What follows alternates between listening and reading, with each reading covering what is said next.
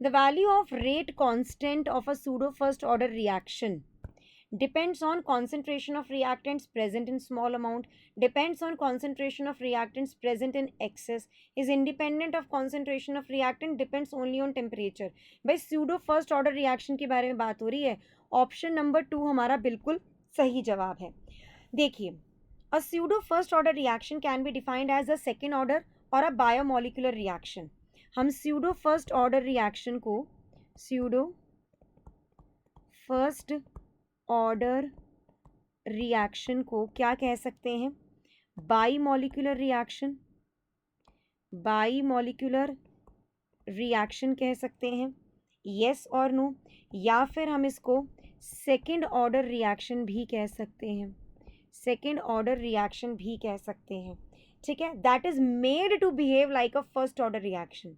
So this reaction occurs when one reactant is present in excess amount or is maintained at a constant concentration compared with the other substance basically. Clear है कि नहीं clear है? For example hydrolysis of ester के बारे में अगर मैं बात करूं, if I talk about hydrolysis of ester basically, it is a pseudo first order reaction. So it is CH3COO C2H5 plus H2O जो हमें क्या देगा? CH3COOH देगा. साथ ही में what we are actually going to get is, tell me, we are going to get is C2H5OH हमको यहाँ मिलेगा. Yes or no?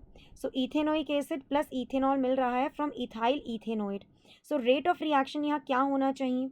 Rate of reaction is equals to K, then this is CH3 COOC2H5 and it is the concentration of water.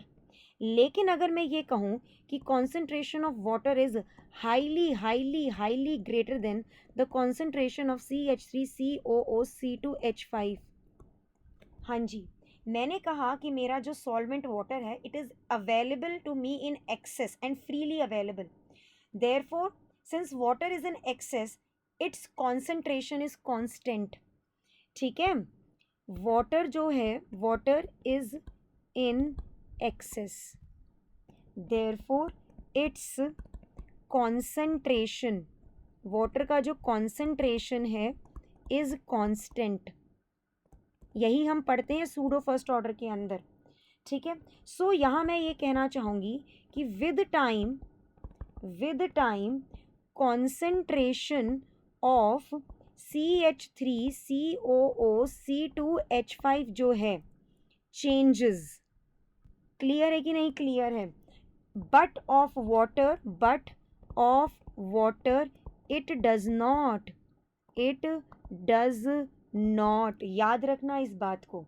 तो अब मैं rate कैसे लिखूंगी? Rate will be equals to K dash with in bracket CH3COOC2H5 के terms में लिखूंगी, जहाँ पर ये K dash is equals to K into H2O है. याद रखना यहाँ पर ये वाली चीज़. ठीक है. देयरफॉर हाइड्रोलिसिस ऑफ एस्टर जो है हमारा, it is pseudo first order reaction अगर water is taken in excess amount, and thus the value of rate constant is dependent on the concentration. Value of rate constant is dependent on the concentration of reactant that is present in excess amount in pseudo first order reaction. इसीलिए option number 2 is the right answer to the question.